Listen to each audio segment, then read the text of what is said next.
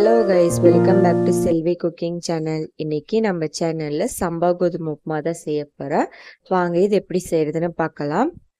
First stove on பண்ணிட்டு கடாயில் எண்ணெய் ஊற்றிக்கிற 2 டேபிள் ஸ்பூன் கடலை எண்ணெய். எண்ணெய் சூடானதும் கடுகு கடலைப்பருப்பு போட்டு தாளிச்சிக்கிறேன். கடலைப்பருப்பு 2 டேபிள் ஸ்பூன் சேர்த்துருக்கேன். அதிகமாக போட்டு செய்கிறப்ப சாப்பிட்றப்ப ரொம்ப நல்லாயிருக்கும். 3 காஞ்ச மிளகா கருவேப்பிலையில சேர்த்துக்கிறேன்.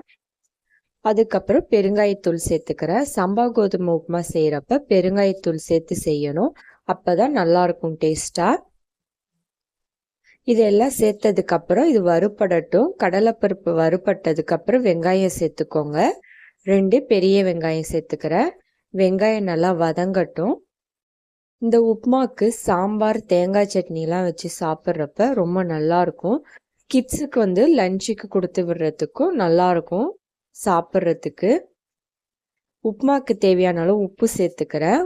1 கிளாஸ் சம்பா கோதுமை எடுத்திருக்கேன். இப்போ இதை வெங்காயத்தில் போட்டு நல்லா வறுத்துக்கலாம். ஒரு 2 நிமிஷம் வறுத்துக்கோங்க. தண்ணி நான் ஆல்ரெடி சூடு பண்ணி வச்சுருக்கேன். இப்போ 2 நிமிஷம் வறுத்துக்கிட்டு இதில் தண்ணி ஊற்றிக்கிறேன். 2 கிளாஸ் தண்ணி ஊற்றியிருக்கேன். 1 கிளாஸ் சம்பா கோதுமை உப்புமாக்கு 2 கிளாஸ் தண்ணி ஊற்றியிருக்கேன். 2 இல்லாட்டி 2.25 கிளாஸ் தண்ணி ஊற்றிக்கோங்க. தண்ணி கொதி வந்ததும் மூடி போட்டு வேக வச்சிருங்க. தண்ணிலாம் நல்லா ட்ரை ஆனதுக்கப்புறம் நம்ம எடுத்து ஓப்பன் பண்ணி மிக்ஸ் பண்ணி விட்டுக்கலாம். இதில் வேறு எதுவுமே போட வேணாம். வெங்காயம், காஞ்ச மிளகா, கடலைப்பருப்பு இது 3 போட்டு தாளித்தாலே ரொம்ப நல்லாயிருக்கும்.